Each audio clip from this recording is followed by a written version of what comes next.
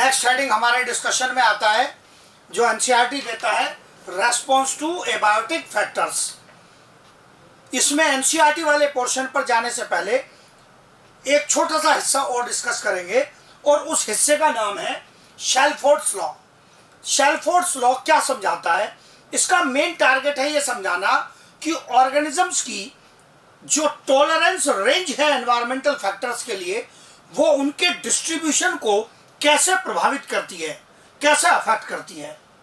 Range of tolerance for environmental factors and range of demands, मतलब organism की tolerance range क्या है, मतलब जैसे कितने टेम्परेचर को बर्दाश्त कर सकता है, कितने बदलाव को ऑर्गेनिज्म टेम्परेचर के बर्दाश्त कर सकता है, और उसकी अपनी डिमांड क्या है। डिमांड दोनों प्रकार की है, एनवायरमेंटल कंडीशन की भी डिमांड है, भोजन वगैरह की डिमांड है। तो ऑर्गेनिज्म की टॉलरेंस रेंज और डिमांड डिसाइड करेगी कि वो किसी जगह पर रह पाएगा या नहीं रह पाएगा।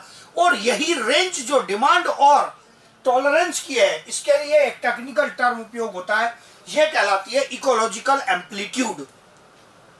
क्या कहलाती है?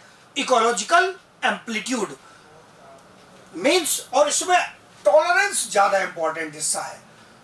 ये इसी से मेन आपके क्वेश्चन बनते हैं कि ऑर्गेनिज्म की जिसकी टॉलरेंस रेंज ज्यादा है, इकोलॉजिकल एम्पलीट्यूड ज्यादा है, वो ज्यादा प्रकार के एनवायरनमेंट में रह पाएगा, अप्लाई होता हुआ दिखेगा आपको। Organisms having wide range of tolerance show better distribution. जिन ऑर्गेनिजम्स की, ये डायरेक्ट क्वेश्चन बनाने वाला पॉइंट है, जिन ऑर्गेनिजम्स की रेंज ऑफ टॉलरेंस वाइड है, इसका मतलब वो लो टेम्परेचर में भी रह पा रहे, हाई में भी रह पा रहे। ये टेम्परेचर के संदर्भ में बात कर रहा हूं, सबसे कॉमन एग्जांपल होता है टेम्परेचर का जिसका उपयोग किया जाता है।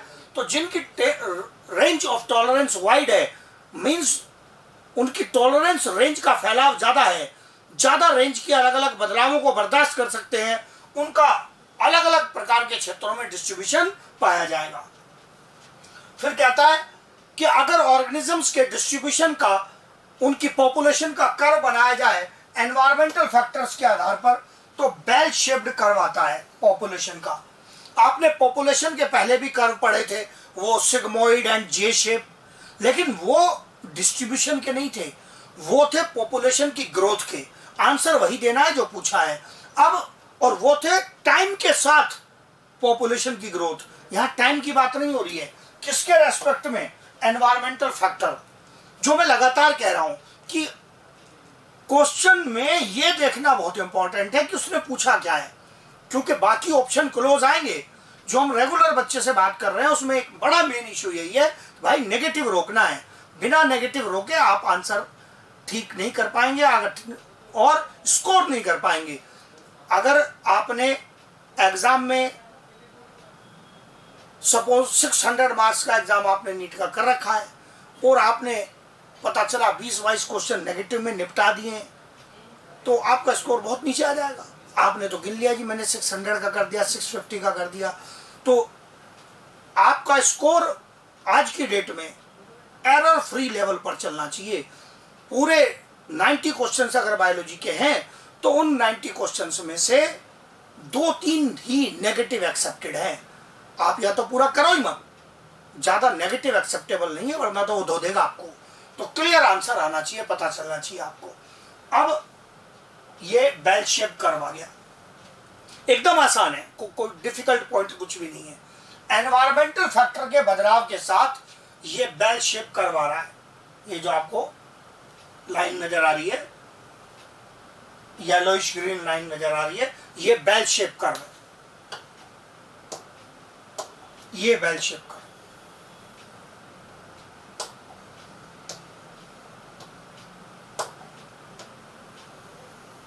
ये कर्व, इसी को रीड्रॉ कर रहा हूं आपके सामने, थोड़ा वाइड कर दे रहा हूं इसको, आपको कर्व अलग से बाकी चीजों से अलग दिखे। ये बेल शेप कर्व है जिसकी हम बात कर रहे हैं, और एकदम आसान है। ये आपको क्या क्या ध्यान देगा ये देखना। एनवायरमेंटल फैक्टर जहां ऑप्टिमम जोन में होता है, मतलब ना तो बहुत कम ना बहुत ज्यादा। सपोज जैसे मैंने कहा टेम्परेचर, जहां टेम्परेचर ऑप्टिमम जोन में होगा वहां पॉपुलेशन ज्यादा पाई जाएगी।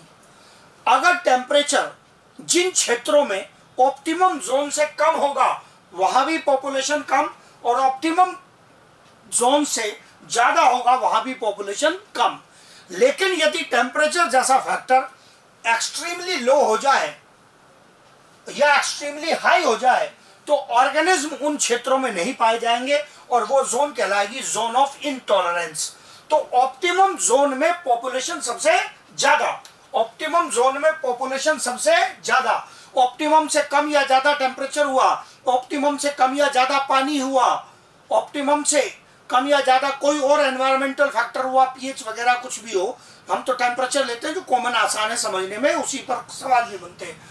तो ऑर्गेनिज्म पर स्ट्रेस पड़ेगा, ऑप्टिमम के दोनों तरफ स्ट्रेस जोन है, इसलिए वहां ऑर्गेनिज्म कम पाए जाएंगे, कर्व नीचे आ रहा है। और इंटॉलरेंस वो हिस्सा है जिस रेंज के टेम्परेचर को ऑर्गेनिज्म बर्दाश्त करने की क्षमता नहीं रखते, तो वहां पर यहां आपको पॉपुलेशन देखने के लिए नहीं मिलेगी। ये बेल शेप कर्व है, ये मतलब हो गया। तो दुनिया में ज्यादा ऑर्गेनिज्म उनकी पॉपुलेशन कहां, जहां उनके लिए कंडीशंस ऑप्टिमम है। लेकिन कुछ ऑर्गेनिज्म हमने कहा ना जिनकी रेंज ऑफ टॉलरेंस वाइड है, वो इसको भी बर्दाश्त कर सकते हैं, इसको भी कर सकते हैं, इसको भी कर सकते हैं। तो जिनकी रेंज ऑफ टॉलरेंस वाइड है वो इस प्रकार के क्षेत्रों में भी मिलेंगे, इधर भी मिलेंगे, इधर भी मिलेंगे। लेकिन जिनकी रेंज ऑफ टॉलरेंस नैरो है वो तो केवल ऑप्टिमम में सिमट के रह जाएंगे, उनका डिस्ट्रीब्यूशन क्या हो जाएगा, कम हो जाएगा। यही पॉइंट हम पीछे बात कर रहे थे। तो वाइड रेंज जिसकी होगी उसका दुनिया के अलग अलग प्रकार के क्षेत्रों में फैलाव पाया जाएगा। देख लो, ऑप्टिमम जोन, दोनों तरफ स्ट्रेस जोन, और फिर एक्सट्रीम लेफ्ट राइट में zone of intolerance, Y axis पर पॉपुलेशन, और इधर क्या कहा था, एनवायरमेंटल फैक्टर्स। इससे संबंधित और छोटी मोटी थ्योरी है। जो जुवेनाइल स्टेजेस होती है ऑर्गेनिजम्स की, उनकी रेंज ऑफ टॉलरेंस नैरो होती है, उनकी रेंज ऑफ टॉलरेंस नैरो होती है। जुवेनाइल स्टेजेस की रेंज ऑफ टॉलरेंस नैरो होती है। जैसे मैंने एग्जांपल लिया स्मॉल प्लांट का, स्मॉल प्लांट में स्मॉल रूट्स होंगी। अगर थोड़ा सा भी पानी की कमी हुई, छोटा पौधा है, थोड़ी सी भी पानी की कमी हुई मिट्टी में मर जाएगा। लेकिन एक टॉल ट्री की रेंज इसकी तुलना में वाइड है, किस लिए, जड़ें गहराई तक जा रखी है, ऊपर की मिट्टी सूख भी गई तब भी आराम से सरवाइव करेगा। तो पानी की जो उपलब्धता है, अवेलेबिलिटी है, उसमें थोड़ा सा बदलाव आने पर भी छोटा पौधा मर जाएगा। अभी सीड जर्मिनेट हुआ है, सीडलिंग बाहर आ रहा है, वो जुवेनाइल स्टेज है। जुवेनाइल स्टेज मतलब अर्ली स्टेज है। ऑर्गेनिज्म की अर्ली स्टेज जैसे जर्मिनेटिंग सीड, स्मॉल प्लांट, वो आसानी से उसको बियर नहीं कर पाएगा कंडीशन को, अर्ली स्टेज है। लेकिन टॉल ट्री अगर हो गया, यहां पर ऐड कर दिया जैसे मैंने कहा जर्मिनेटिंग सीड्स, इनकी रेंज ऑफ टॉलरेंस बहुत नैरो है, जरा सा बदलाव भी बर्दाश्त नहीं कर पाएंगे, सूटेबल कंडीशन चाहिए। इसलिए जब खेत में भी फसल उगती है, बीज उगता है, शुरुआत में अगर कंडीशन सूटेबल नहीं है वही मर जाएगा, लेकिन बाद में पौधा उगने के बाद कई दिन तक पानी की कम ज्यादा कंडीशन को भी बर्दाश्त करने की क्षमता रखता है। इसी प्रकार से अगर ह्यूमन बेबी का एग्जांपल लें, छोटे बच्चे की रेंज ऑफ टॉलरेंस नैरो है, केवल किसके ऊपर डिपेंडेंट है, डिपेंडेंट ऑन मिल्क, केवल उसका भोजन क्या है, दूध है। उसकी रेंज ऑफ टॉलरेंस बहुत नैरो है, दूध नहीं मिलेगा तो सर्वाइवल नहीं है। लेकिन एक एडल्ट पर्सन के लिए तो ऐसा नहीं है। एडल्ट पर्सन की रेंज ऑफ टॉलरेंस तो वाइड है। एडल्ट और mature stages have wide range of tolerance, किसकी तुलना में, अर्ली या जुवेनाइल स्टेज की तुलना में इनकी रेंज ऑफ टॉलरेंस वाइड है। एडल्ट पर्सन को क्या है, दूध नहीं मिलेगा तो मर जाएगा, अरे वो कुछ भी खाएगा, रोटी खाएगा, कचौड़ी खाएगा, पिज्जा खाएगा, और कई दिन नहीं भी खाएगा तो भी रहेगा। तो इसका मतलब ये हुआ कि जो अर्ली स्टेजेस है ऑर्गेनिजम्स की, उनकी एनवायरमेंटल कंडीशन के बदलाव को सहने की क्षमता कम है, और मैच्योर होने पर एडेप्टेबिलिटी आती है ना बॉडी में धीरे धीरे, और बॉडी भी इंटरनली कॉम्प्लेक्स होता है, तो ये उसकी रेंज ऑफ टॉलरेंस को क्या कर देता है, वाइड कर देता है। प्लांट का एग्जांपल दे दिया, जर्मिनेटिंग सीड का दे दिया, उतने स्ट्रक्चर ही नहीं है, अभी कहां से बियर करेगा बदलाव को। यहाँ डेवलप हो गए, फूड स्टोर हो गया और ज़्यादा, तो ये बियर कर पाएगा ना कंडीशन को, बदलाव को। तो ये कॉन्सेप्ट बन गया दिमाग में कि जुवेनाइल या अर्ली स्टेज की टॉलरेंस रेंज नैरो और एडल्ट या मैच्योर स्टेज की टॉलरेंस रेंज वाइड, इनकी तुलना हो गई। फिर इसके बाद एग्जैक्ट बिल्कुल एनसीईआरटी के पॉइंट पर आ गए हम। Categories on the basis of response, environment के लिए रेस्पॉन्स के बेसिस पर एनसीईआरटी ने 3 कैटेगरीज बताई हैं, ये आपके सामने डायग्राम पर लिखी हुई। कन्फर्मर्स, रेगुलेटर्स, पार्शियल रेगुलेटर्स, ये कैटेगरी बताई एनसीईआरटी ने। अगर एक्सटर्नल कंडीशन को बदलाव किया जाए, किसी फैक्टर का एक्सटर्नल लेवल, जैसे मैंने कहा, दोबारा बोलूंगा, टेम्परेचर, टेम्परेचर का एक्सटर्नल लेवल, टेम्परेचर का इंटरनल लेवल। डायग्राम पर ही पहले ध्यान देंगे, फिर थ्योरी पर जाऊंगा। कन्फॉर्मर्स बोलूंगा, ध्यान से देखना है। कन्फॉर्मर्स का ग्राफ ये लीनियर सीधा जा रहा है, मतलब अगर बाहर का टेम्परेचर बढ़ा, एक्सटर्नल लेवल बढ़ा, तो इंटरनल लेवल भी बढ़ रहा है। जो organism external environmental factor, external level से सीधा उनका इंटरनल लेवल प्रभावित हो रहा है, और जैसा बदलाव बाहर वैसा ही बदलाव अंदर। अगर बाहर उसका लेवल बढ़ा तो अंदर भी लेवल बढ़ा, उल्टा करके देख लो, बाहर लेवल कम हुआ तो अंदर भी लेवल कम हुआ, ऐसा लीनियर कर्व आ रहा है। They are called conformers. Regulator देखना जरा, रेगुलेटर में जैसे ह्यूमंस है, हमारी बॉडी का टेम्परेचर 37 डिग्री सेल्सियस, अगर बाहर 0 डिग्री सेल्सियस है तब भी बॉडी 37, बाहर अगर 25 डिग्री सेल्सियस है तब भी बॉडी 37, सीधी लाइन जा रही है उसके, तो 37 की इंटरनल लेवल चेंज नहीं हो रहा है। और बाहर अगर 45 डिग्री सेल्सियस है तब भी body 37। So internal temperature is regulated. अगर इंटरनल एनवायरनमेंट रेगुलेट हो रहा है, such organisms are called regulators. Partial regulator, नाम से पता चल रहा है, ग्राफ भी बता रहा है, कुछ रेंज में तो कंट्रोल करते हैं और कुछ रेंज में कंट्रोल नहीं कर पाते हैं। ये कुछ बिहेवियर कन्फर्मर जैसा और कुछ बिहेवियर रेगुलेटर के जैसा, वो पार्शियल रेगुलेटर्स है। एग्जांपल से भी समझाऊंगा आगे। अब पहले थ्योरी आई, तो थ्योरी में सबसे पहले लिया रेगुलेटर, यही सही सीक्वेंस है समझने की। रेगुलेटर को पहले समझते हैं, तब इसके अनुसार ही बाकी समझ में आते हैं, इसके अकॉर्डिंग ही बाकी समझ में आएंगे। तो ये जो रेगुलेटर्स हैं, जैसे मैंने अभी कहा, they are able to maintain constant internal environment. आप देख लो, एग्जांपल लिख दिया, 37 degree Celsius temperature in our body. हमारी बॉडी में जो हम रेगुलेटर की कैटेगरी में 37 डिग्री सेल्सियस टेम्परेचर आ रहा है, बदल नहीं रहा है। अगर बाहर का कोई फैक्टर है टेम्परेचर, और बॉडी के टेम्परेचर क्या कर रहा है, हमारी बॉडी रेगुलेट, वही एग्जांपल लिखा है टेम्परेचर। इससे फायदा क्या होगा? It provides suitable conditions for enzyme activity. आप याद करो, जब टेम्परेचर का फैक्टर बढ़ा रहा था तब भी कहा था ना, एंजाइम एक्टिविटी और मेटाबॉलिज्म इंपॉर्टेंट है। अगर बॉडी का इंटरनल टेम्परेचर कांस्टेंट रहेगा तो एंजाइम को सुटेबल एनवायरनमेंट मिलेगा काम करने का, because enzymes are affected by temperature. अगर टेम्परेचर बार बार बदलेगा तो एंजाइम ठीक से काम नहीं कर पाएगा, मेटाबॉलिज्म में मुसीबत रहेगी। लेकिन अगर टेम्परेचर कांस्टेंट बना हुआ है, एंजाइम बढ़िया काम कर रहे हैं, तो बॉडी का मेटाबॉलिज्म अच्छा चलेगा। मतलब ऑर्गेनिज्म रेगुलेशन फालतू में नहीं कर रहा है, उसको कुछ बेनिफिट हो रहा है। और अगर मेटाबॉलिज्म अच्छा चलेगा बॉडी में, तो इसके फायदे लिखे फिर मैंने, सब एक एक करके कनेक्ट करता जाऊंगा। बेटर मेटाबॉलिज्म होगा तो इससे बॉडी की ग्रोथ अच्छी होगी, सर्वाइवल अच्छा होगा, क्योंकि एनर्जी मिल रही है ना इसी मेटाबॉलिक प्रोसेस से, इसी से तो जिंदा है ना सिस्टम। और रिप्रोडक्शन बेटर होगा। इकोलॉजी अगर हम पढ़ रहे हैं तो रिप्रोडक्शन तो बार बार आएगा, क्योंकि ऑर्गेनिज्म के लिए इकोलॉजी के संदर्भ में देखें तो दो ही चीजों की जो लड़ाई है ना, एक तो उसको खुद जिंदा रहना है और एक स्पीशीज को जिंदा रखना है। खुद जिंदा कैसे रहेगा? Better growth survival. स्पीशीज कैसे जिंदा रहेगी? रिप्रोडक्शन। तो यही तो मेन टारगेट है ऑर्गेनिज्म के। तो हाँ, जंगल में ऑर्गेनिज्म पढ़ने स्कूल कोचिंग थोड़ी जाता है, उसको कोई मतलब नहीं है स्कूल कोचिंग से। जंगल के ऑर्गेनिज्म को थोड़ी डॉक्टर बनना है, वहां तो बात सर्वाइवल रिप्रोडक्शन की हो रही है केवल। तो इसका मतलब ये हुआ कि यहां पर जो ये सर्वाइवल रिप्रोडक्शन है, क्या इनको बेनिफिट हुआ कांस्टेंट इंटरनल एनवायरनमेंट से? पक्का बेनिफिट हुआ, कांस्टेंट इंटरनल एनवायरनमेंट से बेनिफिट हुआ इनको। लेकिन दुनिया में कोई बेनिफिट फ्री में आता है क्या? ना, खर्चा होगा, खर्चा।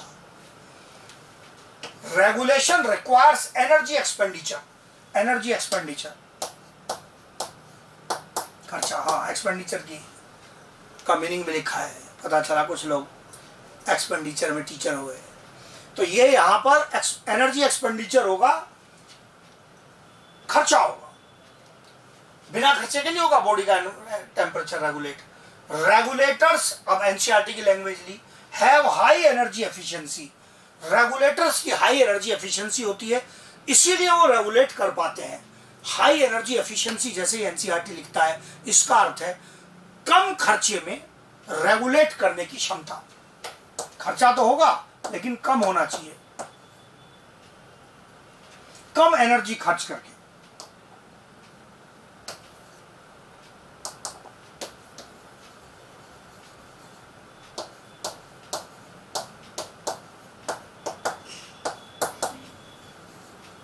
कम एनर्जी खर्च करके रेगुलेशन किया गया है, क्योंकि बॉडी के पास असीमित एनर्जी थोड़ी है, लिमिटेड एनर्जी है, उसमें रेगुलेशन करना है। तो यह समझाने के लिए एनसीईआरटी और क्या क्या कहानी लेता है। कहता है ऐसे इमेजिन करो जैसे अगर किसी को घर का टेम्परेचर रेगुलेट करना है तो क्या करेंगे। अगर गर्मी का मौसम है तो एसी चलाएंगे, जी हमें तो घर का टेम्परेचर 25 डिग्री रखना है, बाहर 45 डिग्री है, एसी चलाना पड़ेगा। और अगर सर्दी का मौसम है और बाहर 5 डिग्री है और हम 25 डिग्री रखना चाहते हैं, फिर हीटर चलाना पड़ेगा। मैंने कहा था ना खर्चा होता है, मतलब एसी चलाएं या हीटर चलाएं, दोनों का बिल आएगा, फ्री में नहीं है। फिर एनसीईआरटी कहता है कि जिस प्रकार से समाज में हर व्यक्ति की इतनी एफिशिएंसी नहीं है, इतनी क्षमता नहीं है कि वो इस सारे खर्चे को वहन कर सके, इसलिए हर ऑर्गेनिज्म रेगुलेटर नहीं है, कम ही ऑर्गेनिज्म रेगुलेट कर पाते हैं। ये जो क्षमता की बात हो रही है ना, दक्षता की, एफिशिएंसी की, इसका मीनिंग पहचानना। बिजली का बिल आ रहा 5,000 रुपये, एक परिवार की कमाई है 10,000 रुपये, तो क्या वो बिजली के बिल पे 5,000 खर्च कर सकता है? नहीं कर सकता। एक परिवार की कमाई है 2 लाख रुपए, तो क्या वो 5,000 रुपए का बिल दे सकता है? यस। अपनी टोटल एनर्जी का कितने % रेगुलेशन में जा रहा है, ये बहुत महत्वपूर्ण है।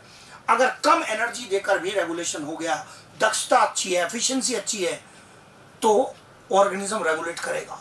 वरना ऑर्गेनिज्म घर के दरवाजे खुला छोड़ देगा, ठंडी हवा चले तो आ जाओ और गर्म हवा चले तो भी आ जाओ, क्योंकि उसके पास बॉडी को रेगुलेट करने की क्षमता नहीं है या घर का टेम्परेचर रेगुलेट करने की क्षमता नहीं है। तो ये जो डिफरेंस है ना, कितने % एनर्जी खर्च हो रही है। अब कम एनर्जी खर्च होकर कैसे रेगुलेशन होगा, अंतर दिखाऊंगा।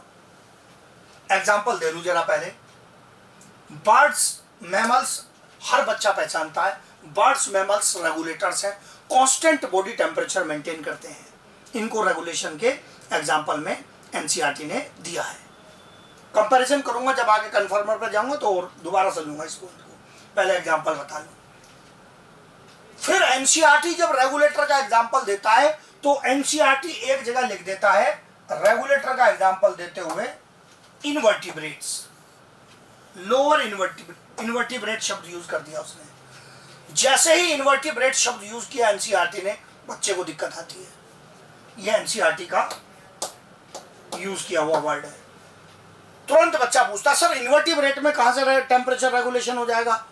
टेम्परेचर रेगुलेशन है ही नहीं, वो नालायक है, लिख के भाग गया एग्जांपल।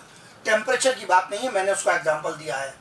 क्या जूलॉजी में पढ़ते हो, एमीबा में कॉन्ट्रैक्टाइल वैक्यूल प्रेजेंट होता है और उसके अंदर कितने अमाउंट में पानी भर सकता है, इसको रेगुलेट करता है। ये कहलाता है ओस्मो रेगुलेशन। क्या कहलाता है?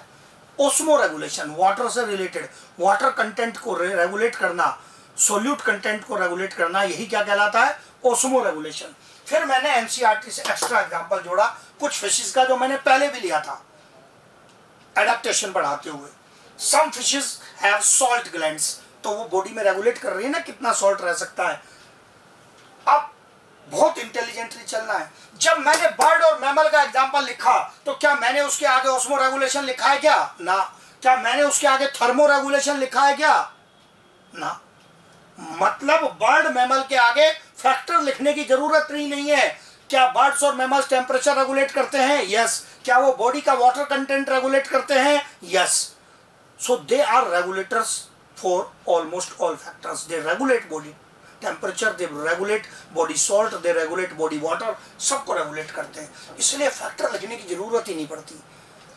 बट फिशेस थर्मो रेगुलेटर नहीं है, तो इसको बाय डिफॉल्ट रेगुलेटर नहीं कह सकते, केवल ऑस्मो रेगुलेटर का एग्जांपल है। अमीबा थर्मो रेगुलेटर नहीं है, टेम्परेचर के लिए रेगुलेटर नहीं है। पर जब एनसीईआरटी इनवर्टिब्रेट का नाम लेता है तो उसका तात्पर्य क्या है, उसका मीनिंग क्या है, वो क्या कहना चाहता है? वो कहना चाहता है कि ये बात किसकी हो रही है? ऑस्मो रेगुलेशन की। पूरी कहानी एक बारी में बोलता हूं, एक एक पॉइंट को दिमाग में दोहराना। रेगुलेटर्स, कांस्टेंट इंटरनल एनवायरनमेंट, इसका बेनिफिट होगा यस, एंजाइम्स बेटर वर्क करेंगे, मेटाबॉलिज्म अच्छा चलेगा। मेटाबॉलिज्म अच्छा चलेगा तो better growth, survival, reproduction. Organism को यही चाहिए। लेकिन क्या ये फ्री में हो जाएगा? नहीं, खर्चा होगा। कौन कर पाएगा ये खर्चा? जिसकी एनर्जी एफिशिएंसी अच्छी होगी। फिर example, bird mammals regulators for majority of factors, इसलिए फैक्टर लिखने की जरूरत नहीं पड़ती। जब एनसीईआरटी कहता है कि इनके अतिरिक्त इन्वर्टिब्रेट में भी हो सकता है, तो क्या वो टेम्परेचर की बात कर रहा है? ना, लिख के भाग गया है, वो बताता नहीं है क्या कहना चाह रहा है। वो टेम्परेचर की बात नहीं कर रहा है, वो वहां बात कर रहा है किसकी? ऑस्मो रेगुलेशन की। पूरी स्टोरी आ गई किसकी? रेगुलेटर्स की। अब कन्फर्मर्स दूसरे नंबर पर लिए। इस शब्द का, अंग्रेजी शब्द का मीनिंग पकड़ना है, उसको पहचानना है। कन्फॉर्म, CONFORM है, CONFIRM नहीं है, कन्फर्म नहीं है, कॉन्फॉर्म है। कॉन्फॉर्म शब्द का अर्थ होता है टू फॉलो। फॉलो करना मतलब पालन करना, अनुसरण करना।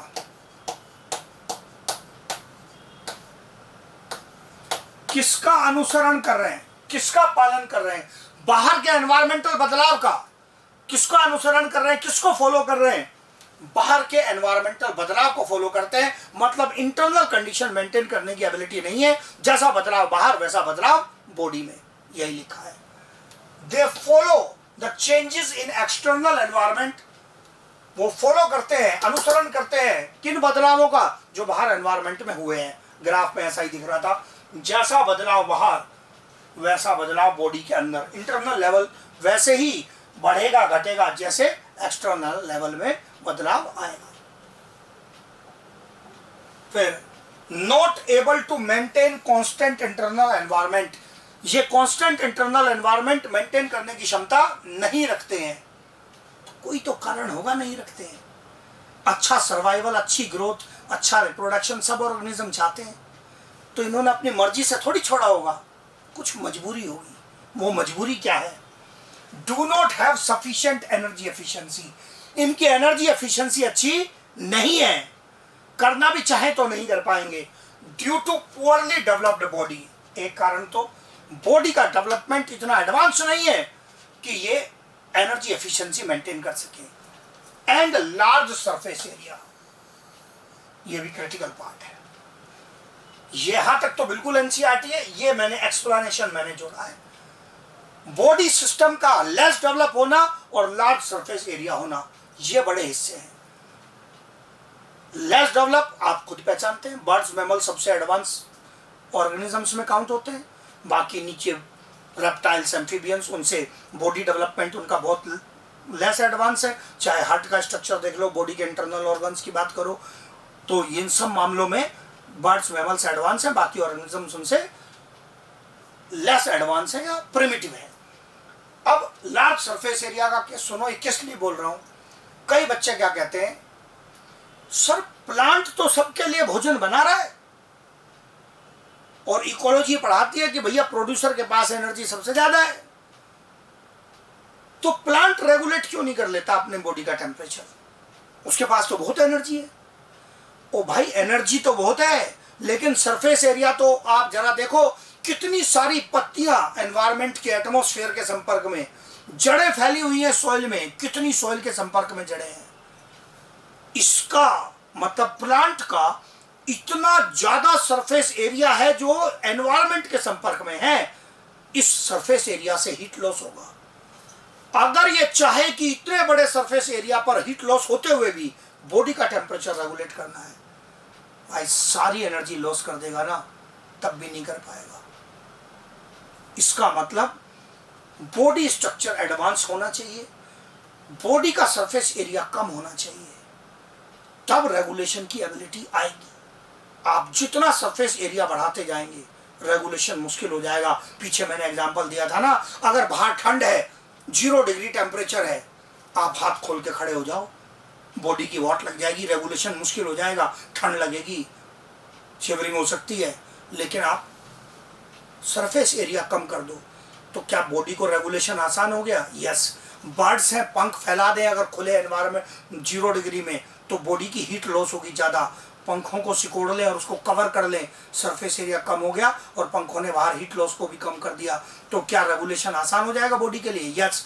सरफेस एरिया एक इंपॉर्टेंट फैक्टर है, अगर बहुत ज़्यादा हुआ तो रेगुलेशन होने ही नहीं देगा। तो क्या प्लांट्स के पास बहुत लार्ज अमाउंट में एनर्जी है? यस, लेकिन उसका एफिशिएंट उपयोग संभव नहीं है। मतलब एनर्जी का अमाउंट तो ज़्यादा है, बट उनकी एफिशिएंसी अच्छी नहीं है, लॉस बहुत ज़्यादा हो सकता है। इसलिए उन्होंने डिसाइड कर लिया कि वो रेगुलेट करेंगे ही नहीं। और इसका इजी एग्जांपल देता हूँ। इसका मतलब क्या है? सरफेस एरिया का, आप एसी चलाते हैं तो रूम में क्या करते हैं? दरवाजा बंद कर दिया, खिड़की बंद कर दी, एसी से रूम ठंडा हो रहा है। अगर बाहर 45 डिग्री टेम्परेचर है और आपने दरवाजा खोल दिया, 2 खिड़कियां बड़ी बड़ी कमरे में वो भी खोल दी और गर्म हवा आ रही है, तो भाई चलाते रहो एसी। जब आपने इतना सरफेस एरिया कांटेक्ट कर दिया, दरवाजे खिड़कियां खुली हुई हैं, तो एसी क्या कर लेगा? बिल आएगा पूरा और रेगुलेशन होगा ही नहीं। तो ऐसे में क्या करेंगे? अगर हमारे घर में दरवाजा और खिड़की बंद करने का साधन ही नहीं है जी, ये तो खुले ही रहेंगे, सरफेस एरिया ज़्यादा है जैसे प्लांट का, तो भाई ऐसे में एसी बंद कर दो, उसके चलाने का कोई फायदा नहीं है। प्लांट भी देखो कितना, नेचर कितना इंटेलिजेंट है। अगर रेगुलेशन संभव ही नहीं है, then follow the environment. Control करने के फालतू में एनर्जी क्यों खर्च करते हो? इसलिए प्लांट रेगुलेट करता ही नहीं है। दैट्स व्हाई एनसीईआरटी कहता है all plants are conformers and most animals. कुछ ही तो एग्जांपल निकाले थे हमने इसमें से, बर्ड्स, मैमल्स और ऑस्मो रेगुलेटर के। बाकी तो सारे एनिमल्स किस में आ गए? मेजॉरिटी किस में आ गए? कॉन्फॉर्मर्स में आ गए। बिल्कुल एनसीईआरटी का एग्जांपल, एक्सप्लेनेशन धुआंधार दिया है उसका, उस पर ही ध्यान देना है कि लैंग्वेज बदल जाए, आप फंसने नहीं चाहिए। बाकी सब चीज एनसीईआरटी है। अब एक कंपैरिजन समझ में आ जाना चाहिए रेगुलेटर और कन्फर्मर का। अब तीसरे हिस्से पर जाऊंगा, पार्शियल रेगुलेटर्स। मैंने कहा जैसे नाम से क्लियर होता है कि ये पार्शियली रेगुलेट करते हैं, कुछ रेंज में रेगुलेट करते हैं और कुछ में रेगुलेट नहीं करते हैं, यही लिखा है। These organisms behave as regulators in, अब ये मैंने बहुत संभल के लिखा है, इसी से समझ में आएगा, in higher environmental temperature range. ये रेगुलेट कर पाते हैं जब बाहर का टेम्परेचर ज्यादा रेंज में है, but they behave as conformer in lower temperature range. Conformer की तरह बिहेव करते हैं लोअर टेम्परेचर रेंज में। क्यों? As more energy is required to support regulation in low temperature. Low temperature यदि है एनवायरमेंट का, तो जो ऊर्जा खर्च है, एनर्जी एक्सपेंडिचर है, वो बढ़ जाता है। इसलिए इनके पास अगर इतनी एनर्जी नहीं होती तो ये मजबूरी में कन्फॉर्मर की तरह नीचे की ओर बिहेव करने लगते हैं लो टेम्परेचर में। एग्जाम्पल दिए, श्रूज। श्रूज सबसे छोटे मैमल्स हैं। हमिंग बर्ड ये छोटी बर्ड है। छोटा बॉडी साइज याद करो, इंपॉर्टेंट है। बर्गमैन्स रूल में पढ़ा गया था, कोल्डर रीजन में बड़ा साइज होगा तो रेगुलेशन आसान है, छोटे बॉडी साइज में दिक्कत है। लिम्स की बात नहीं कर रहा हूँ फैलने की, टोटल बॉडी साइज की बात कर रहा हूँ। श्रूज जो सबसे छोटे मैमल्स हैं, बर्ड्स, बर्ड में हमिंग बर्ड जो बहुत छोटी बर्ड है। अब आप देखना, जरा ग्राफ दोबारा दिखाऊंगा। ग्राफ पे ध्यान देना और इधर जाके दिखाऊंगा। क्या ये ऑर्गेनिज्म, अगर ये एक्सटर्नल जो लेवल है फैक्टर का, अगर ये टेम्परेचर है, सपोज ये 45 डिग्री सेल्सियस है,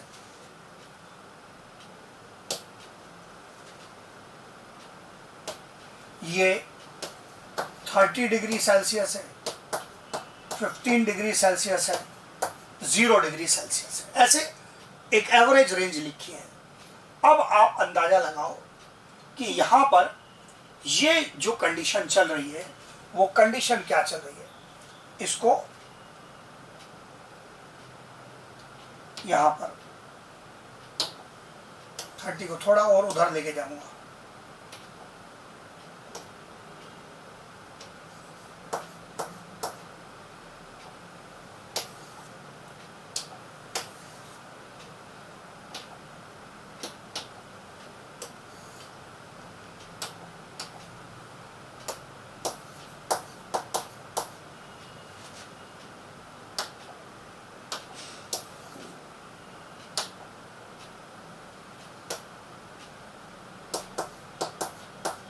ऐसा।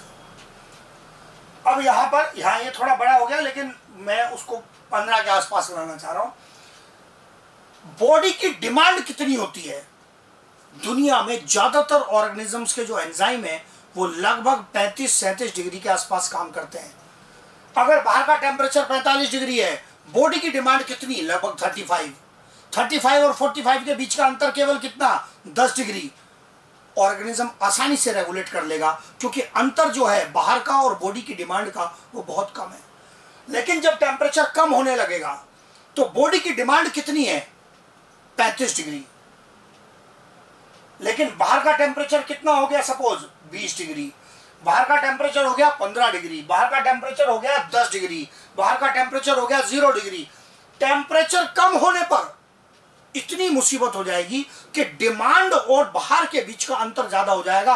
अगर बाहर का टेम्परेचर 5 डिग्री है, सपोज बाहर का टेम्परेचर 5 डिग्री सेल्सियस है, बॉडी की डिमांड कितनी है ज्यादातर ऑर्गेनिज्म में?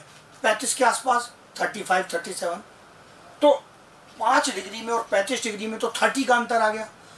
तो एनवायरमेंटल टेम्परेचर हाई में ऑन एन एवरेज क्या 45-48, लेकिन लो में तो 0 भी जाता है।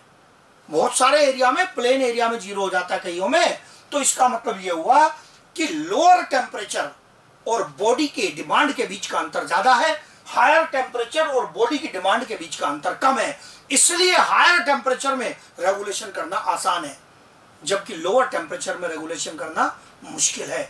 खर्चा ज्यादा हो जाता है लोअर टेम्परेचर में। आई रिपीट, बॉडी की डिमांड लगभग 35 डिग्री, एनवायरमेंट का टेम्परेचर जो बाहर जाता है हायर में 45 डिग्री 48 डिग्री, तो क्या 10-12 डिग्री एक्स्ट्रा है बॉडी की डिमांड से। लेकिन जब लो होता है तो लो होने पर बॉडी की डिमांड 35 डिग्री और बाहर चला गया 0 डिग्री 5 डिग्री।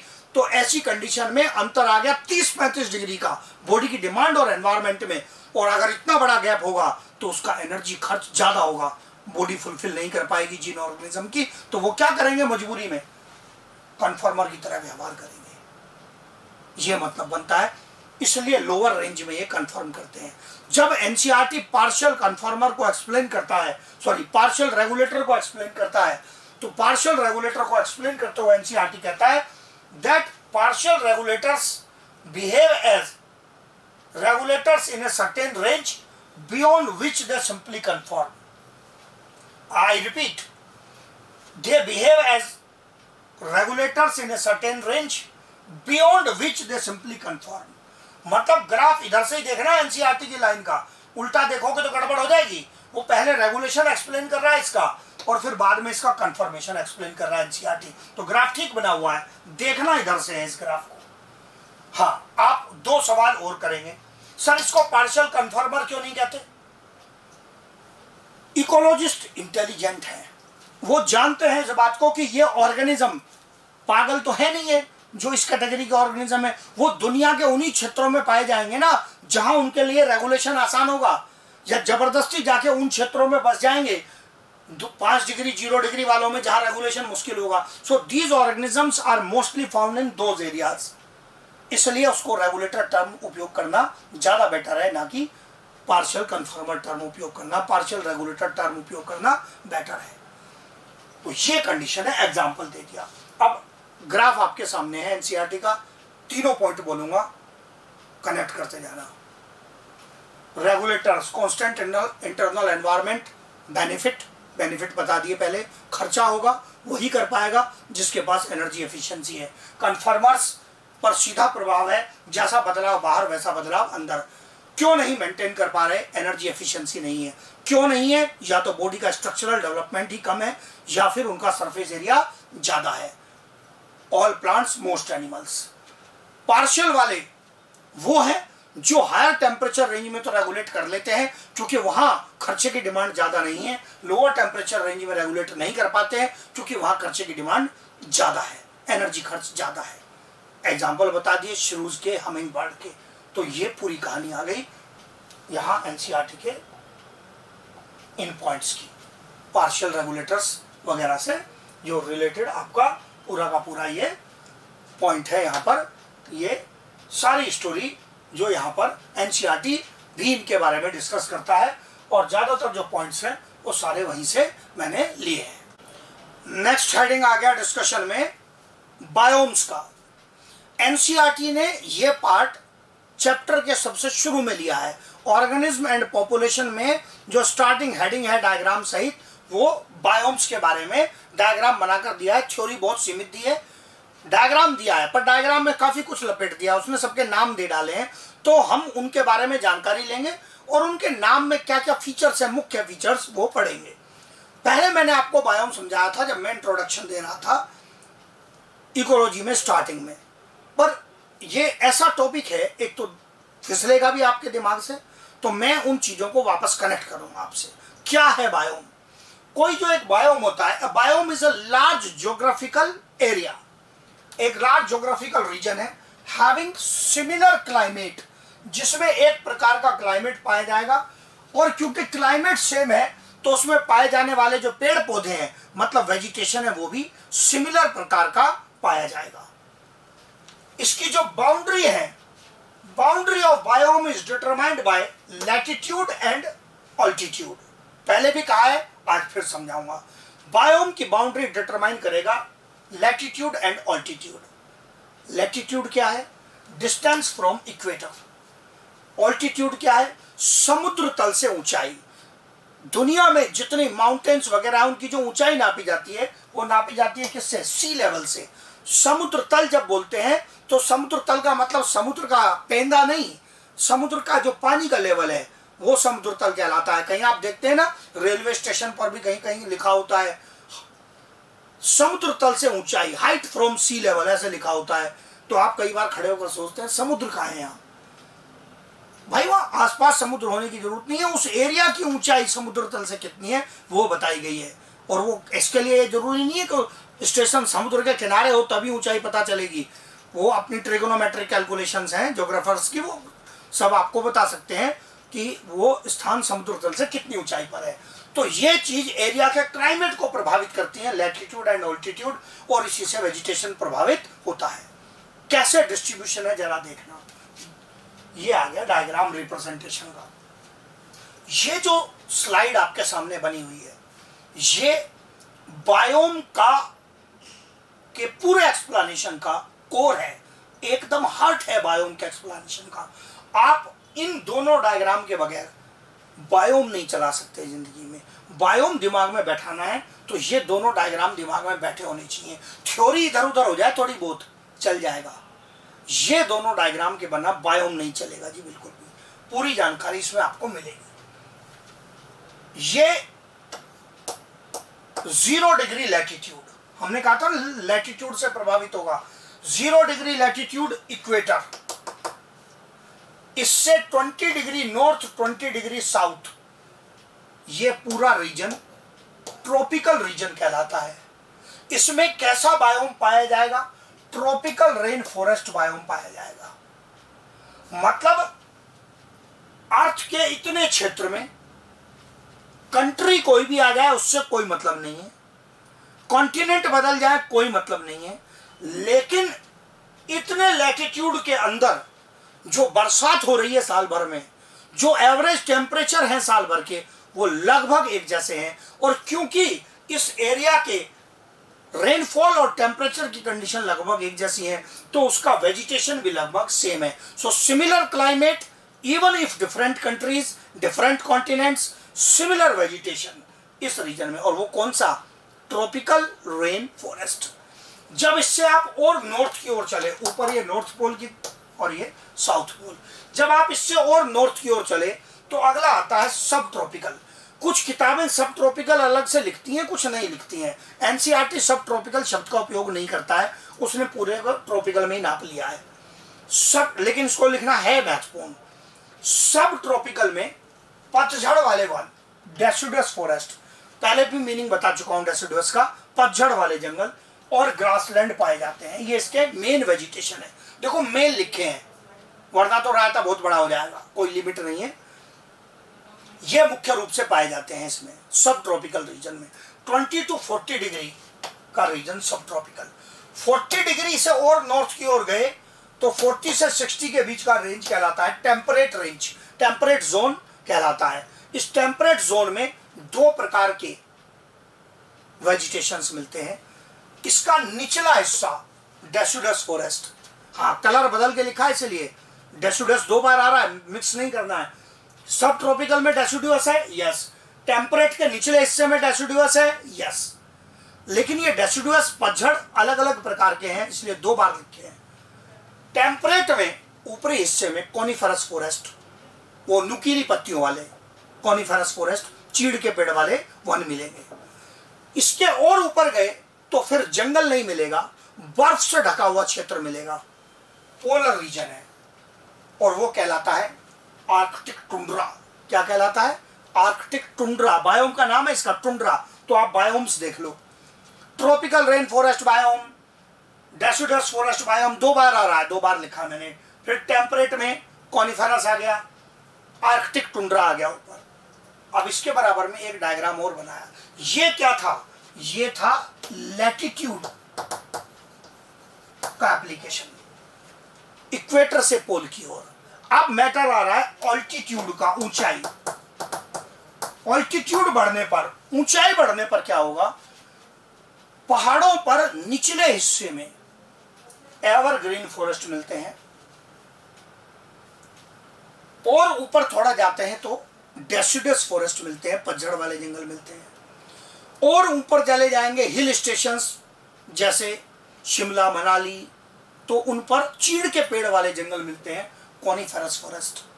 और उससे और ऊपर चले जाएंगे तो बर्फ से ढका हुआ क्षेत्र मिलेगा, दैट इज एल्पाइन टुंड्रा। शब्द का अंतर तुरंत पकड़ना है। नॉर्थ पोल पर था तो आर्कटिक टुंड्रा, ऊंचे पहाड़ों पर बर्फ से ढका हुआ क्षेत्र हो तो अल्पाइन टुंड्रा। ये दोनों ही स्नो कवर्ड है,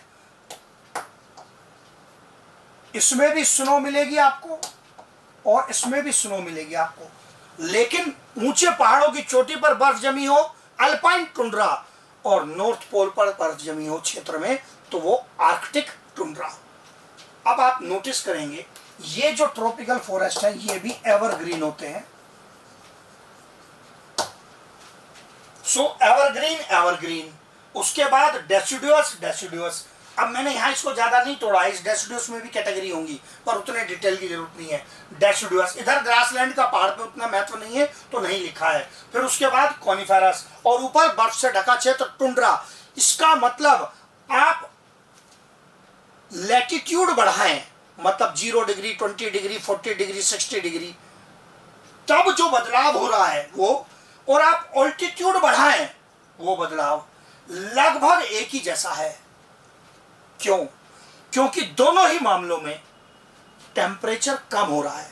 इक्वेटर से पोल की ओर टेम्परेचर कम होता है, और ऊंचाई बढ़ने पर भी टेम्परेचर कम होता है। एटमॉस्फेयर के फैक्टर में बताया था कि लोअर एटमॉस्फेयर की हीटिंग डायरेक्ट नहीं है, रिफ्लेक्टेड लाइट से है, इसलिए ऊंचे पहाड़ों पर ठंड है। तो यहां भी टेम्परेचर कम हो रहा है और इधर भी इक्वेटर से पोल की ओर टेम्परेचर कम हो रहा है, इसलिए इनका बदलाव जो है वो सेम है। क्या गड़बड़ नहीं करनी है? सपोज ये जो मेरा पेन है, अगर ये एक पहाड़ है और अगर पहाड़ में यही बना दूं, ये पोलर रीजन पे पहाड़ है, तो भाई इसकी तो जड़ में भी बर्फ जम जाएगी, क्योंकि इसका लैटिट्यूड ही कह रहा है कि बर्फ जमेगी। पहाड़ का स्थान यहां कहीं होना चाहिए, तभी तो उसकी जड़ में एवरग्रीन फॉरेस्ट मिलेगा आपको पहाड़ के बेस पर। और जितना ऊपर जाएंगे पहाड़ पर, तो आपको फिर टेम्परेचर कम होते होते उस पर बायोम का बदलाव मिलेगा। So biome boundary affected by change in latitude और change in altitude, change in latitude और चेंज इन ऑल्टीट्यूड। पर पहाड़ सही जगह इमेजिन करना है। इधर पहाड़ खड़ा कर देंगे अगर आप वो पहाड़ को, तो फिर आप गड़बड़ कर देंगे, पूरा वेरिएशन मिलेगा ही नहीं, तो पूरी बर्फ जम जाएगी उस पर। तो इसका मतलब ये सही पहचानना है।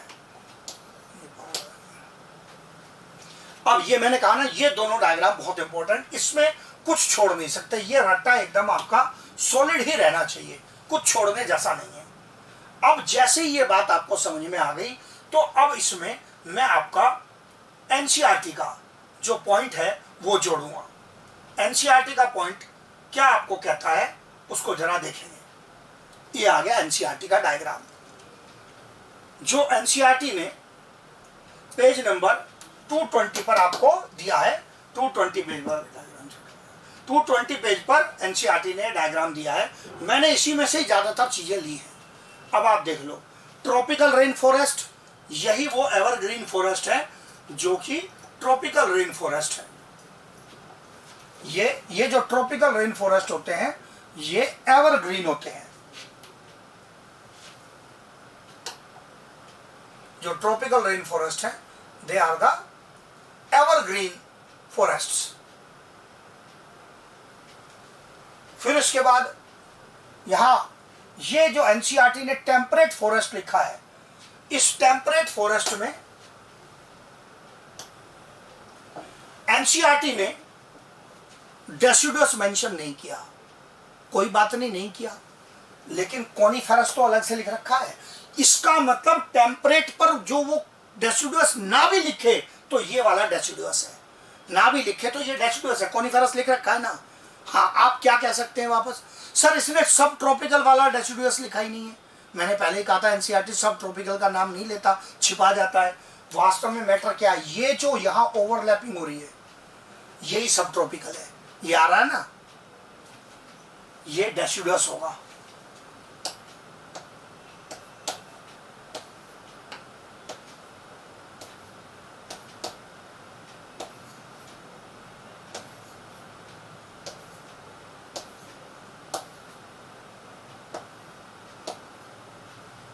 ये डेसिडुअस है। तो इस डेसिडुअस में टेम्परेट का नाम लिख के उसने दोनों चला दिए हैं कि ये डेसिडुअस आ गया, ये टेम्परेट वाला, और ये ओवरलैपिंग ट्रॉपिकल के साथ उसके निचले हिस्से में सब ट्रॉपिकल आ गया। कॉनिफेरस आ गया। अब देखो चालाकी कैसी करता है, यहाँ कॉनिफेरस लिखा लेकिन जोन का नाम छिपा गया। कॉनिफेरस मैंने पीछे लिख दिया, बता दिया क्लियर कि ये टेम्परेट जोन का ही ऊपरी हिस्से में होते हैं।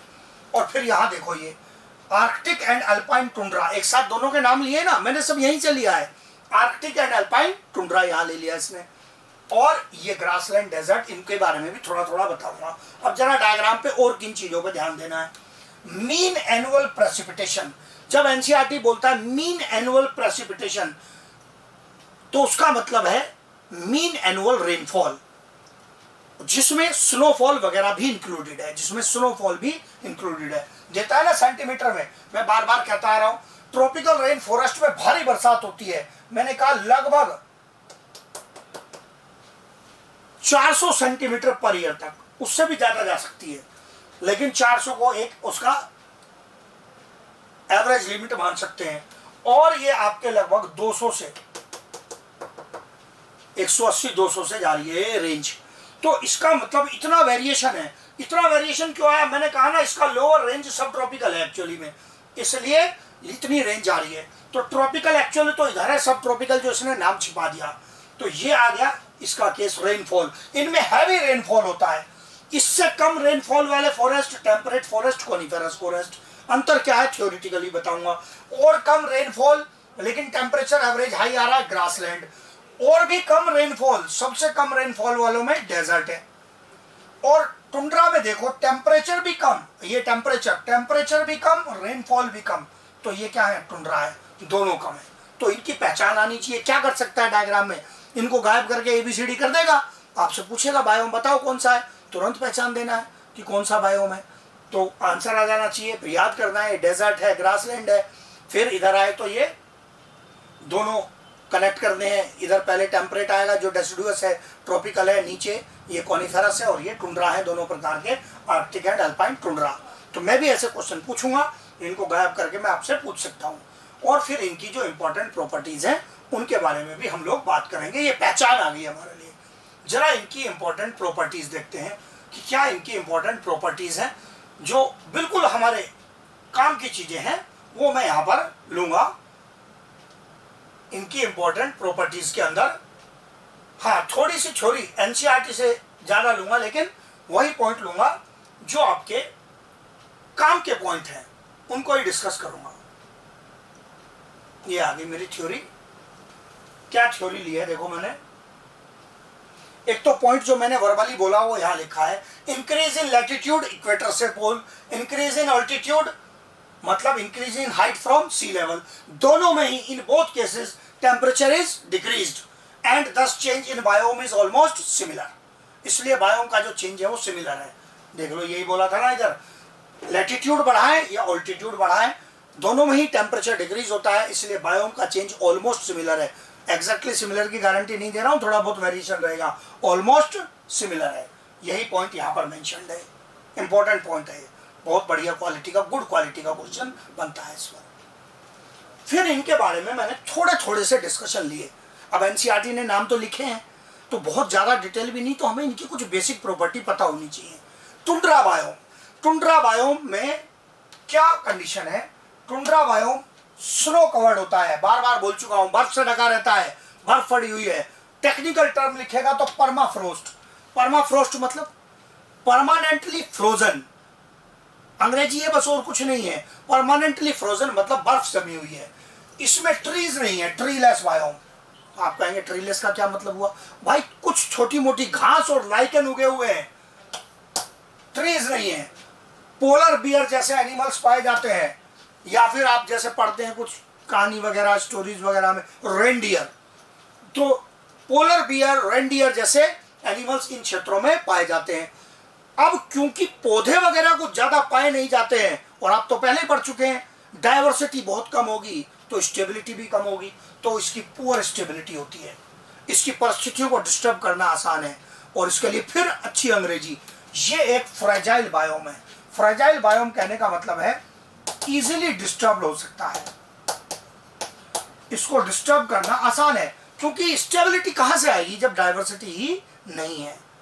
फिर इधर एक पॉइंट लिखा, अबव 3600 मीटर इन हिमालयाज। मैंने कहा था ना, पहाड़ों की चोटी पर बर्फ से ढके क्षेत्र भी टुंड्रा है, नाम बोला था अल्पाइन टुंड्रा। तो अल्पाइन टुंड्रा हिमालय क्षेत्र में कहा 3600 मीटर से अधिक ऊंचाई पर। तो क्या इंडिया में टुंड्रा बायोम मिल जाएगा? यस। आर्कटिक टुंड्रा मिलेगा ना, हम नॉर्थ पोल पे थोड़ी बैठे हैं। क्या अल्पाइन टुंड्रा मिल जाएगा? यस। हिमालय में कितने क्षेत्र हैं बर्फ जमी हुई है, तो इसका मतलब tundra biome can be found in India, but which category? Alpine tundra. Tundra हो गया जी पूरा। बहुत कम कर दी थ्योरी, इन जनरल जो एग्जाम का पैटर्न है उसको देखते हुए बहुत सीमित कर दिए। बिल्कुल जो कंक्रीट पॉइंट है वो यूज कर रहा हूं। नॉर्दर्न कॉनिफरस फॉरेस्ट, इसी का नाम है टैगा बायोम भी कहलाता है। सबसे ऊपर कौन सा था? टुंड्रा, उसके नीचे टैगा या कॉनिफरस फॉरेस्ट। डायग्राम देख लो, डायग्राम बार बार दिखाना जरूरी है आपको। ऊपर क्या था? टुंड्रा, इसके नीचे क्या आ गया? कॉनिफरस, यही ले रहा हूं आप, ये कहलाता है नॉर्दर्न कॉनिफरस। यहां पर कई बच्चे सवाल कर सकते हैं, सर इधर कुछ नहीं पढ़ा रहे हो। जरूरत नहीं पड़ती, जैसा बदलाव इधर है ऐसा इधर होगा, तो उधर ही पढ़ा जाता है। नॉर्थ पोल को स्टैंडर्ड, नॉर्थ वाला जो भाग है अर्थ का, उसको स्टैंडर्ड माना जाता है, क्योंकि अर्थ के साउथ वाले भाग में अधिकतर हिस्से में समुद्र है, इस कारण से उधर ज्यादा डिटेल डिस्कशन आता ही नहीं है। तो ये जो नॉर्दर्न कॉनिफरस फॉरेस्ट है, ये टैगा बायोम कहलाता है। ये कॉनिफरस फॉरेस्ट होते हैं। कॉनिफरस फॉरेस्ट में मैं एक प्रॉपर्टी नीचे मेंशन कर रहा हूं, ये एवरग्रीन होते हैं। हाँ, ये भी एवरग्रीन है, लेकिन निडल लीव्स होती हैं,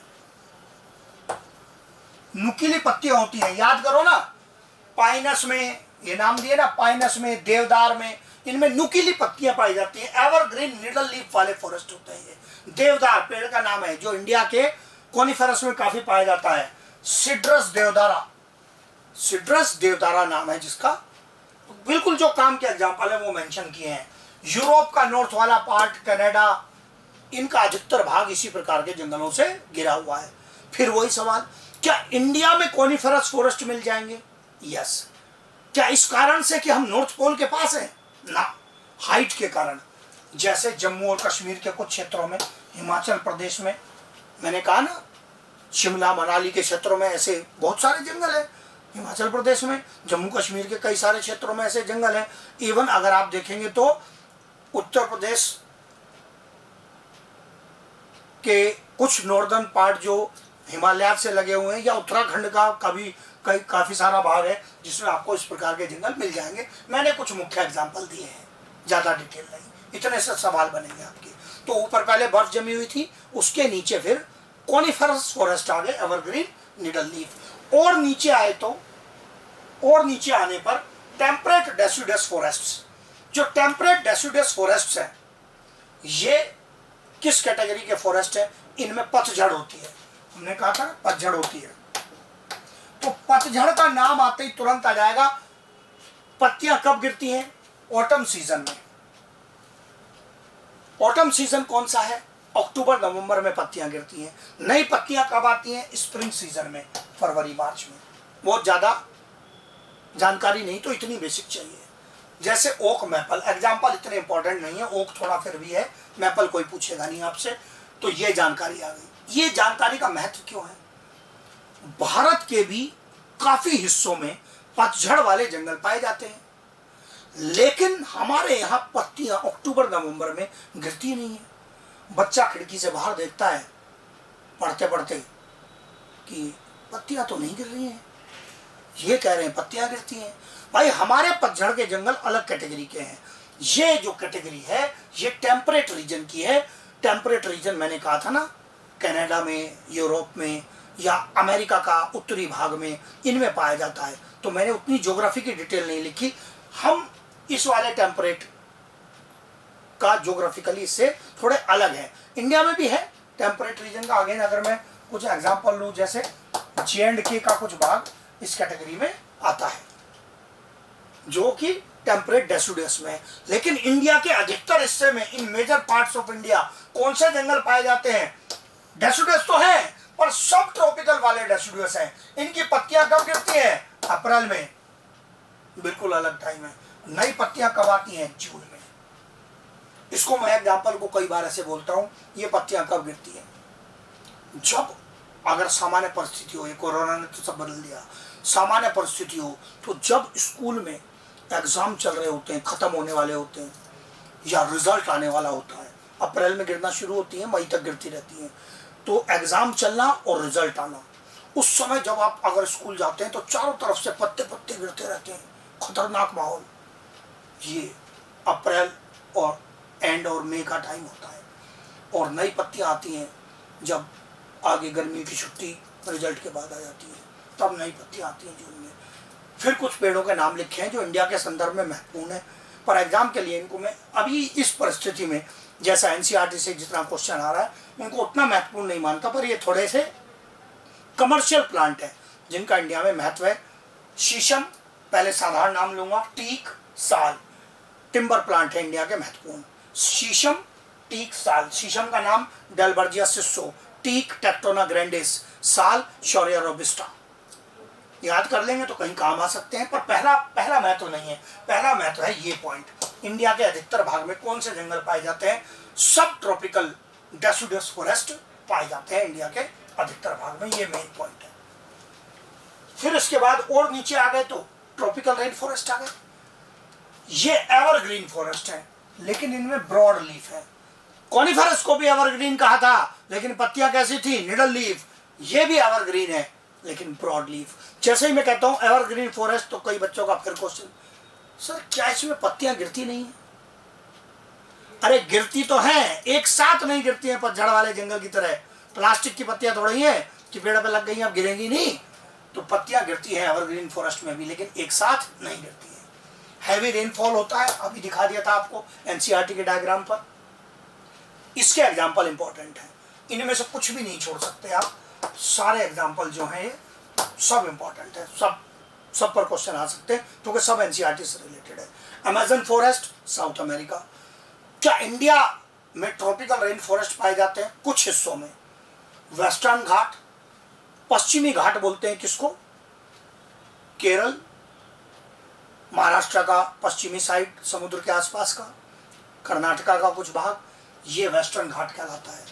नॉर्थ ईस्ट हिमालयाज, मेघालय वगैरह के क्षेत्र, आसाम का कुछ भाग, अरुणाचल का कुछ भाग जिसमें बहुत अच्छी बारिश होती है, अंडमान निकोबार आइलैंड। इंडिया के ये तीनों एग्जाम्पल ये बायोडाइवर्सिटी वाले चैप्टर में जाकर काम आते हैं, मतलब मैंने सब एनसीईआरटी से ही एग्जाम्पल लिए हैं। ये ट्रॉपिकल रेन फॉरेस्ट की कैटेगरी में आते हैं। फिर इसके बाद ये और दो छोटे छोटे पॉइंट हैं। ग्रासलैंड का नाम लिया एनसीईआरटी ने। ग्रासलैंड में अगर थ्योरेटिकल क्वेश्चन बन सकता है डायग्राम से अलग, तो एक मेन क्वेश्चन है सवाना ग्रासलैंड का। सवाना ग्रासलैंड कहाँ पाई जाती है? इंडिया में है, अफ्रीका में है। सवाना ग्रासलैंड की आपसे पहचान पूछ सकता है, ये मेन क्वेश्चन है। Scattered trees. स्कैटर्ड ट्रीज कहने का मतलब होता है कि थोड़ी थोड़ी दूरी पर पेड़ मिलते हैं इनमें, सवाना ग्रासलैंड में, ये इसकी पहचान है। मतलब ग्रास तो उगी हुई है, वो तो मेन वेजिटेशन है, लेकिन कुछ कुछ दूरी पर पेड़ मिलेंगे, स्कैटर्ड ट्रीज। और हूफ्ड एनिमल्स मिलेंगे, ये ज्यादा इंपॉर्टेंट है, एनिमल पे जाने के चांस कम है। हूफ्ड एनिमल बोलते हैं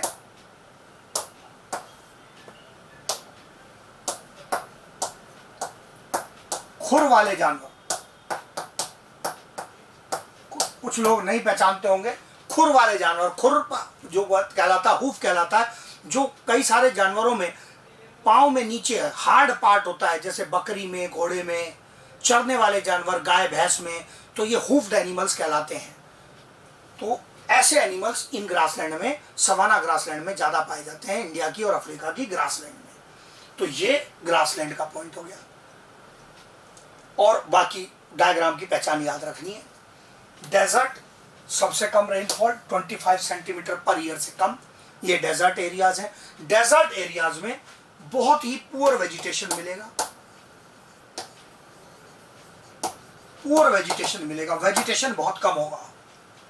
अब चाहे डेजर्ट हॉट डेजर्ट हो या कोल्ड डेजर्ट हो, आप कहेंगे कि डेजर्ट में भी दो कैटेगरी है, पक्का। पुअर वेजिटेशन, लो रेनफॉल के एरिया भी दो प्रकार के हैं। एक हॉट डेजर्ट, जैसे इंडिया में राजस्थान में थार डेजर्ट इंडिया, और अफ्रीका का सहारा, यही दो मेन एग्जांपल है, इससे बाहर एग्जांपल नहीं जाता। कोल्ड डेजर्ट, बरसात कम होती है, टेम्परेचर भी लेकिन कम है, जैसे लद्दाख इंडिया में। और गोबी डेजर्ट, गोबी डेजर्ट का नाम है, Gobi desert Mongolia, Gobi desert Mongolia, China के पास कंट्री है। तो ये अब आप देखो इंडिया में कितनी हैवी डाइवर्सिटी है, इंडिया में इतनी ज्यादा डाइवर्सिटी है कि क्या इंडिया में दोनों प्रकार के डेजर्ट पाए जाते हैं? यस। इंडिया में ग्रासलैंड पाए जाते हैं? यस। इंडिया में ट्रॉपिकल रेन फॉरेस्ट पाए जाते हैं? यस। इंडिया में सब ट्रॉपिकल डेसिडुअस फॉरेस्ट पाए जाते हैं? यस। टेम्परेट भी कहीं कहीं पाए जाते हैं डेसिडुअस? यस। क्या इंडिया में नॉर्दर्न कॉनिफरस फॉरेस्ट है? यस। क्या इंडिया में टुंड्रा है? हिमालयन टुंड्रा बताया था, यस। मतलब हम सब में घुसे हुए हैं, एवरी बायोम देयर इन। तो हम जब कहते हैं ना कि इंडिया में डाइवर्सिटी बहुत है, डाइवर्सिटी है, तो ऐसी फालतू में नहीं कहते हैं, सब बायोम के एग्जांपल में हम इतना ज्यादा अलग अलग प्रकार का क्लाइमेट हमारे पास अवेलेबल है। ये पूरी स्टोरी बायोम की, एनसीईआरटी का डायग्राम ले लिया, छोटे छोटे उनकी पहचान बता दी है, ताकि पहचान का भी कोई क्वेश्चन आ जाए तो वो बनना चाहिए। एनसीईआरटी में और एक दो छोटा छोटा पॉइंट लूंगा।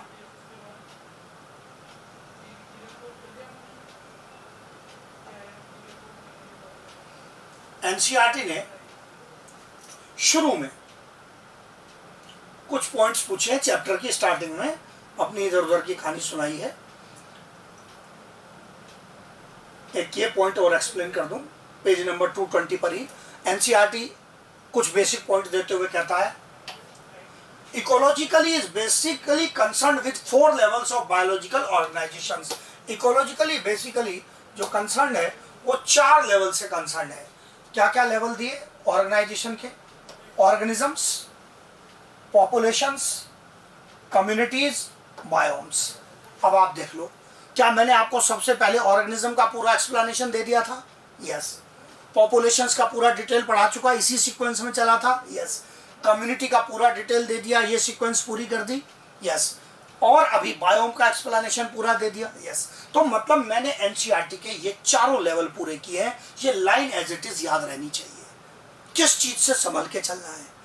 इस लाइन में इकोसिस्टम का नाम नहीं है। लाइन टू लाइन उठकर क्वेश्चन आ जाएगा तो ऐसे कैसे यार? Organism, population, community, biomes. Organism, population, community, biomes, 4 level मुख्य बताए हैं एनसीईआरटी ने यहाँ पर इस पेज पर, पेज नंबर 220 पर ही बायोम के एक्सप्लेनेशन के ऊपर ये पॉइंट एनसीईआरटी ने लिया था। तो ये आप देख लो, ये बायोम आपको बता दिए। और अब देखो एनसीईआरटी की चालाकी, बायोम का नाम सबसे बाद में लिखा है नालायक ने, और पढ़ाना सबसे पहले क्या किया शुरू? बायोम। तो मैं अपनी सीक्वेंस के हिसाब से बिल्कुल सही आया हूँ।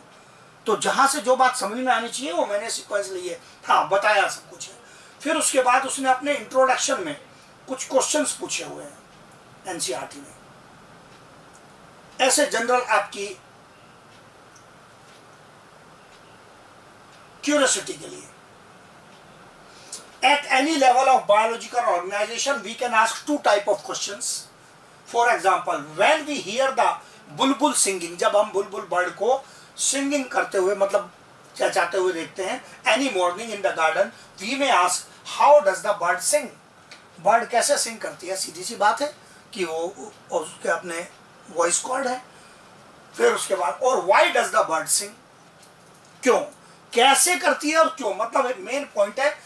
जो मेन पॉइंट है वो है how and why. How type question and why type question, ये बताना चाह रहा है वो। तो व्हाई वाला जो आंसर होता है वो भारी होता है, उसका आंसर देना और मुश्किल काम होता है।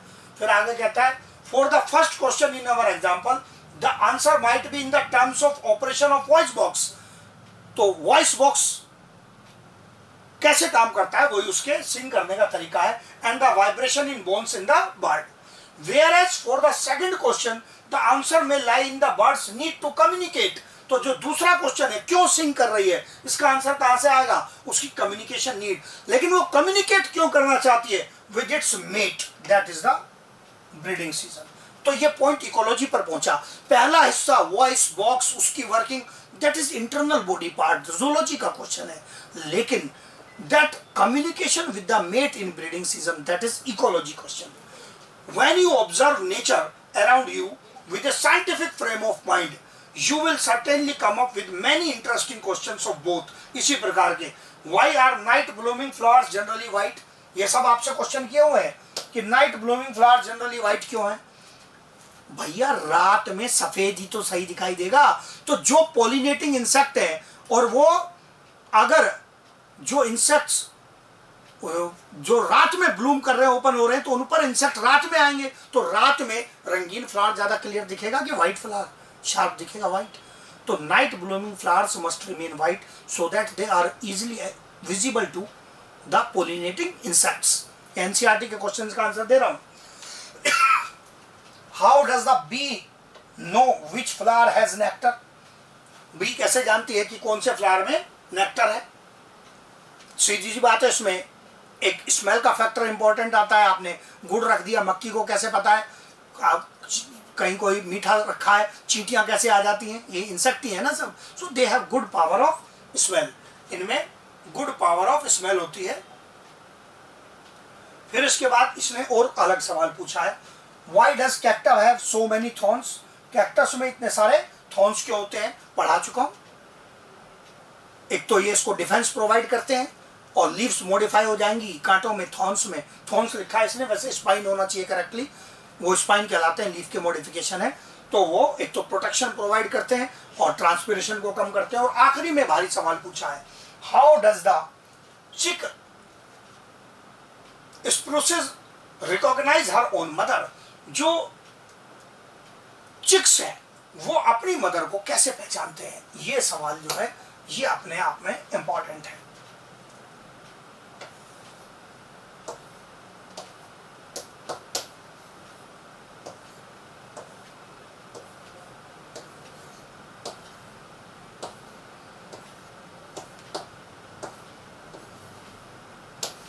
ये मैंने आंसर दिया इसका, थ्रू वॉइस। अगर कोई बर्ड, कोई मुर्गी वगैरह आप कभी देखेंगे और उसके पास उसके बच्चे घूम रहे हो, तो आप नोटिस करेंगे तो हर टाइम चू चू चू चू चू चू चू चू करते रहते हैं, बच्चे भी चू चू करते रहते हैं और वो मदर भी कुछ कुछ चू चू करती रहती है उनकी। तो भाई साहब फालतू में चू चू नहीं कर रहे हैं, there is a reason of recognition, they are communicating. तो वो वॉइस के माध्यम से पहचानते हैं। तो एनसीईआरटी जहां ऐसे भारी भरकम पॉइंट आते हैं वो उनको क्वेश्चन पूछ के भाग जाता है, आदत है इसकी, क्वेश्चन पूछ के भाग जाता है। तो अब आप देखो ये मैंने ये आंसर कर दिए। अब हमारा जो चैप्टर था, ये हमारा चैप्टर था क्या, ऑर्गेनिजम्स एंड पॉपुलेशन। ये चैप्टर ऑर्गेनिजम्स एंड पॉपुलेशन ये आज मैंने